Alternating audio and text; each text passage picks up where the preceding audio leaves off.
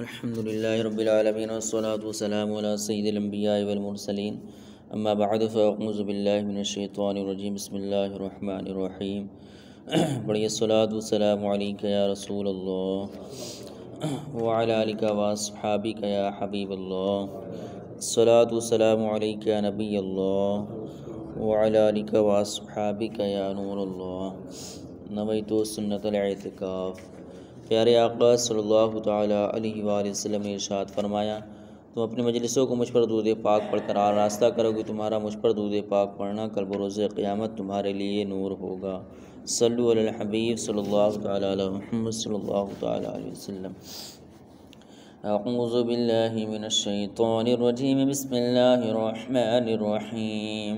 یا ایہا الذین آمنوا اتقوا اللہ حق تقاتہ ولا تموتن الا وانتم مسلمون۔ ترجمہ کنز العرفان۔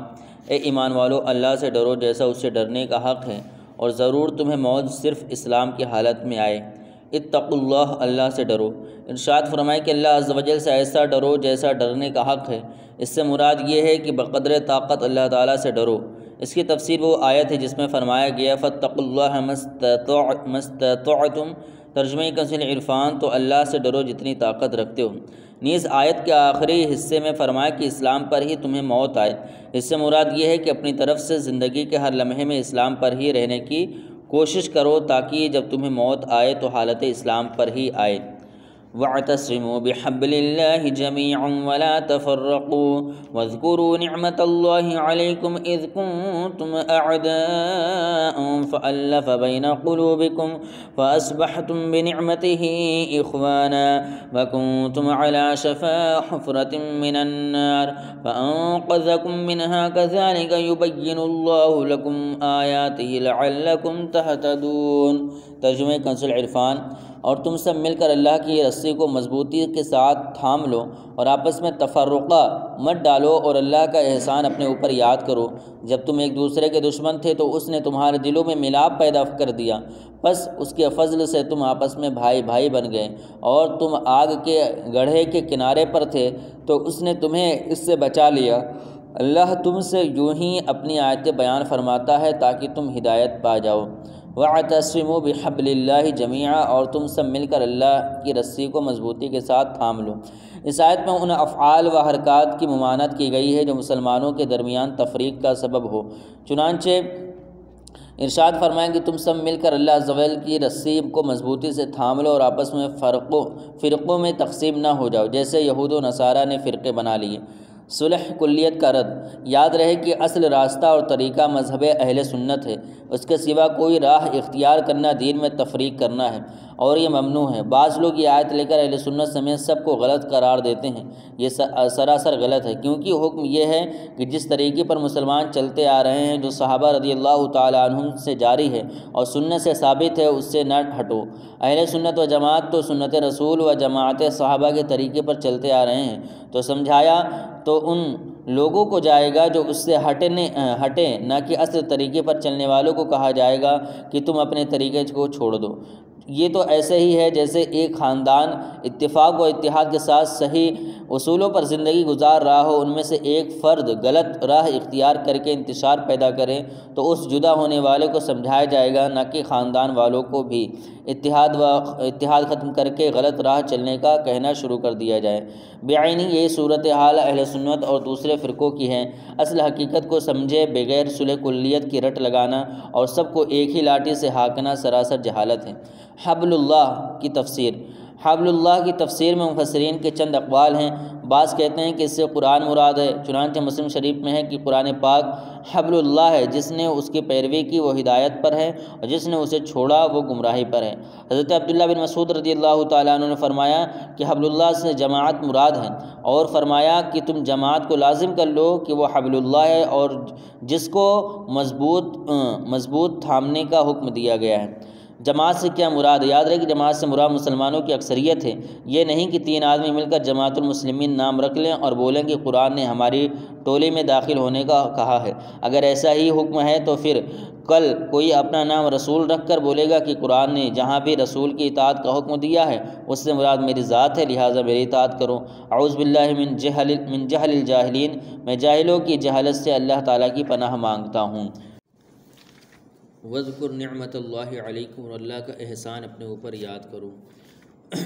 اس آیت میں فرمایا کہ اللہ تعالیٰ کی نعمتوں کو یاد کرو، جن میں سے ایک نعمت یہ بھی ہے کہ اے مسلمانوں یاد کرو کہ جب تم آپس میں ایک دوسرے کے دشمن تھے اور تمہارے درمیان طویل یعنی لمبے عرصے کی جنگیں جاری تھیں، حتیٰ کہ اوس اور خزرج میں ایک لڑائی 120 سال جاری رہی اور اس کے سبب رات دن قتل و غارت کی غرم بازاری رہتی تھی، لیکن اسلام کی بدولت عداوت و دشمنی دور ہو کر آپس میں دینی محبت پیدا ہوئی اور نبی کریم صلی اللہ علیہ وسلم کے ذریعے اللہ تعالیٰ نے تمہاری دشمنیاں مٹا دیں اور جنگ کی آگ ٹھنڈی کر دی اور جنگوں قبیلوں میں الفت اور جنگجو قبیلوں میں الفت و محبت کے جذبات پیدا کر دیے۔ تاجدار رسالت صلی اللہ علیہ وسلم نے انہیں ایک دوسرے کا بھائی بنا دیا، ورنہ یہ لوگ اپنے کفر کی وجہ سے جہنم کے گڑھے کے کنارے پر پہنچے ہوئے تھے اور اگر اسی حال پر مر جاتے تو دوزخ میں پہنچتے، لیکن اللہ تعالیٰ نے انہیں حضور اکرم صلی اللہ علیہ وسلم کے صدقے دولت ایمان عطا کر کے اس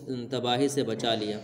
جہنم سے بچنے کا سب سے بڑا وسیلہ، اس سے معلوم ہوا کہ سرکار دو عالم صلی اللہ علیہ وسلم ہمارے لیے دوزخ سے بچنے کا سب سے بڑا وسیلہ ہے۔ چنانچہ حضرت جابر رضی اللہ تعالیٰ عنہ فرماتے ہیں کہ کچھ فرشتے حضور اقدس صلی اللہ علیہ وسلم کی بارگاہ میں اس وقت حاضر ہوئے جب آپ صلی اللہ تعالیٰ علیہ وسلم سو رہے تھے۔ ان میں سے ایک نے کہا یہ تو سوئے ہوئے ہیں، دوسرے نے کہا ان کی آنکھ سوتی اور دل جاگتا رہتا ہے۔ فرشتوں نے کہا آپ کے ان صاحب کی مثال ہے، لہٰذا وہ مثال بیان کرو۔ ایک نے کہا وہ تو سوئے ہوئے ہیں، دوسرے نے کہا ان کی آنکھ سوتی اور دل بیدار رہتا ہے۔ انہوں نے کہا کہ ان کی مثال اس آدمی جیسی ہے جس نے گھر بنایا، اس میں دسترخوان بچھایا اور بلانے والے کو بھیجا تو جس نے اس کی دعوت قبول کر لی وہ گھر میں داخل ہوا اور دسترخوان سے کھانا کھایا، اور جس نے دعوت قبول نہ کی وہ نہ گھر میں داخل ہوا اور نہ دسترخوان سے کھانا کھا سکا۔ فرشتوں میں سے ایک نے کہا اس کا مطلب بیان کیجیے تاکہ بات سمجھ میں آ جائے۔ ان میں سے ایک نے کہا کہ یہ تو سو رہے ہیں، دوسرے نے کہا ان کی آنکھ سوتی اور دل بیدار رہتا ہے۔ فرشتوں نے کہا گھر سے مراد جنت ہے اور بلانے والے سے مراد حضرت محمد مصطفیٰ صلی اللہ تعالیٰ علیہ وسلم ہے، تو جس نے محمد مصطفیٰ صلی اللہ تعالیٰ علیہ وسلم کی اطاعت کی اس نے اللہ تعالیٰ کی اطاعت کی، اور جس نے ان کی نافرمانی کی اس نے اللہ تعالیٰ کی نافرمانی کی۔ محمد مصطفیٰ صلی اللہ تعالیٰ علیہ وسلم اچھے اور برے لوگوں میں فرق کرنے والے ہیں۔ حضرت ابو ہریرہ رضی اللہ تعالیٰ عنہ سے روایت نبی کریم صلی اللہ علیہ وسلم نے ارشاد فرمایا میری مثال اس شخص کی طرح ہے جس نے آگ جلائی اور جب اس آگ نے ارد گرد کی جگہ کو روشن کر دیا تو اس میں پتنگے اور حشرات الارض گرنے لگے۔ وہ شخص ان کو آگ میں گرنے سے روکتا ہے اور وہ اس پر غالب آ کر آگ میں دھڑا دھڑ گر رہے ہیں۔ بس یہ میری مثال اور تمہاری مثال ہے، میں تمہاری کمر پکڑ کر تمہیں جہنم میں جانے سے روک رہا ہوں اور کہہ رہا ہوں کہ جہنم کے پاس سے چلے جاؤ، اور تم لوگ میری بات نہ مان کر پتنگوں کے آگ میں گرنے کی طرح جہنم میں گرے چلے جا رہے ہو۔